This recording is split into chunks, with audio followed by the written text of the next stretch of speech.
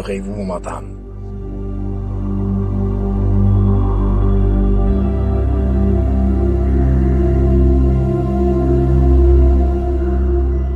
Après 25 jours de traitement renforcé par un arrêt difficile du tabac, une marche à pied de tous les jours, un régime alimentaire sans lipides, ma maladie s'était aggravée encore plus. En compagnie d'Aïcha, nous avions tous les deux pris le chemin par train vers la ville de Rabat, pour y passer la nuit, dans un modeste hôtel, et le lendemain nous rendre dans le centre Shems de la Ligue des maladies cardiovasculaires, pour une 3e consultation médicale avec un cardiologue. Ce dernier m'avait délivré un certificat d'hospitalisation dans un service cardiovasculaire de l'hôpital Avicenne. C'était notre seule procédure possible pour accéder à cet hôpital, d'après les informations que mon épouse avait pu avoir auprès de l'une de ses amies infirmières au CHU de Rabat. Immédiatement, nous avions pris un taxi et arrivé vers 16 heures au service indiqué sur le certificat et qui se situait au 5e étage de l'hôpital. C'était un jeudi après-midi. Le service d'accueil avait décidé de reporter mon hospitalisation au lundi matin, sans prendre en considération mon cas urgent. Aïcha avait fait les pieds et les mains en protestant contre cette décision injuste, et c'était un médecin cardiologue, stagiaire africain, qui intervint pour me faire accepter dans ce service. J'allais savoir plus tard qu'il était surnommé Kunta Kinte par mes compagnons malades.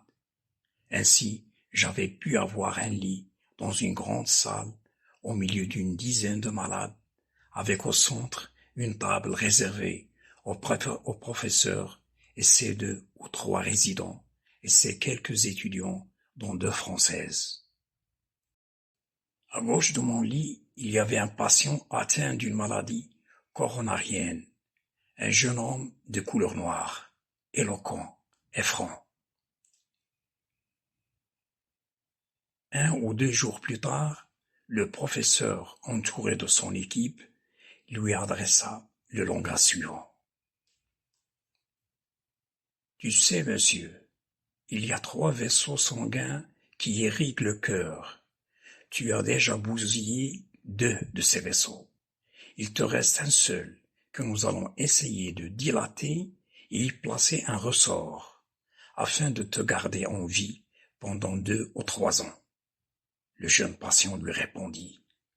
« Est-ce que vous vous rendez compte, docteur, de l'effet de votre déclaration sur ma personne ou pas?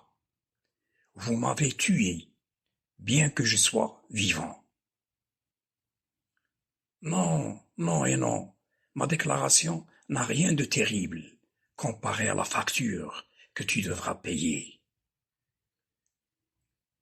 Il se retourna derrière lui et appela par son prénom une jeune femme vêtue en blouse blanche et qui tenait un bloc-notes entre les mains. « Lis-lui un peu ce qui est écrit sur ce papier. » En quelques phrases, la dame donna les détails de la facture, qui comprenaient les frais d'hospitalisation, les soins, les médicaments, les analyses, les radios, en plus des frais de l'intervention chirurgicale et le prix du stent, en tout 40 000 dirhams. Le pauvre malade lui répondit. « Mais docteur, moi, comme vous le savez, j'avais perdu mon travail à l'usine de confection, déjà fermée depuis plus de 3 mois, et qui produisait des serviettes. Comment faire pour payer une telle somme? Tu vas quitter l'hôpital et aller te débrouiller à chercher cette somme d'argent avant qu'il ne se soit trop tard et revenir pour être soigné. » Un autre cardiologue, un peu trapu et chauve qui avait assisté au dialogue, intervint en faveur du malade, en lui proposant: pour ce qui est du ressort, j'en ai un, je te l'offre gratuitement. Le jeune à la peau noire avait les larmes aux yeux et remercia chaleureusement ce cardiologue au ressentiment humain. Il y avait aussi un malade qui se trouvait à 2 ou 3 lits du mien, originaire, semblait-il, de Tombouctou, la célèbre ville de Mali. C'était un vieux Sahraoui, à la barbe blanche, qui sympathisait avec tout le monde.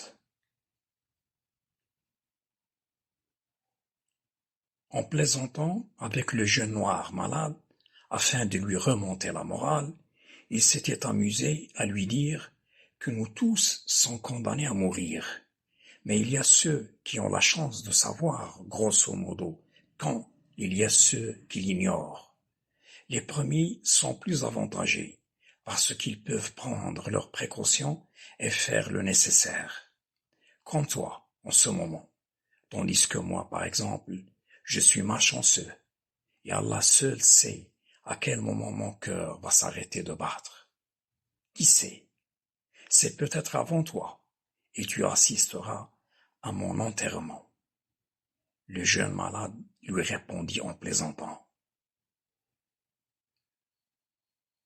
eh bien, tes ancêtres blancs maliens sont responsables de tous les malheurs qui nous arrivent aujourd'hui. C'étaient eux qui pratiquaient le commerce des esclaves.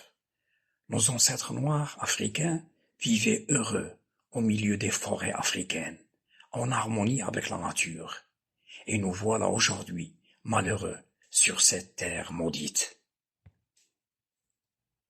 Le Malien lui dit: cette nostalgie de votre passé africain persiste encore dans votre mémoire.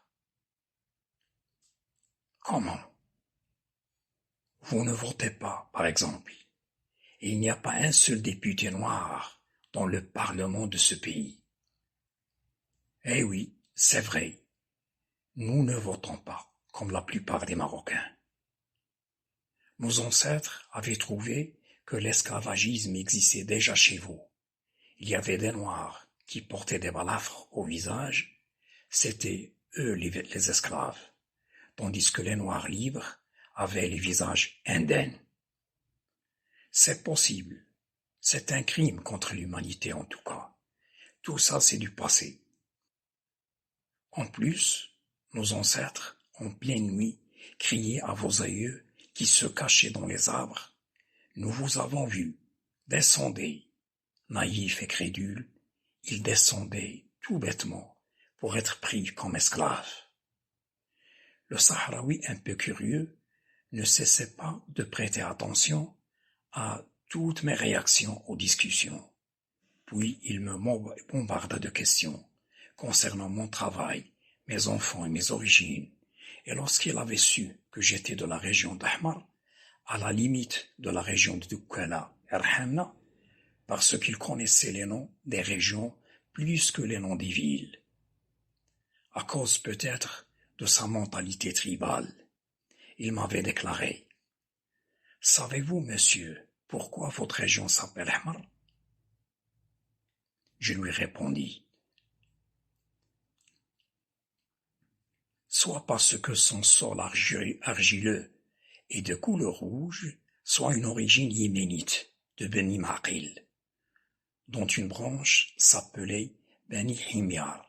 Ce qui est sûr, c'est qu'il ne faut pas ignorer le mélange avec l'élément amazigh. Il n'était pas du tout d'accord et me déclara: vous êtes les descendants de la dernière dynastie andalouse, les Beni Ahmar. Je retranscris ces petites discussions, à mon avis assez particulières, sans jugement.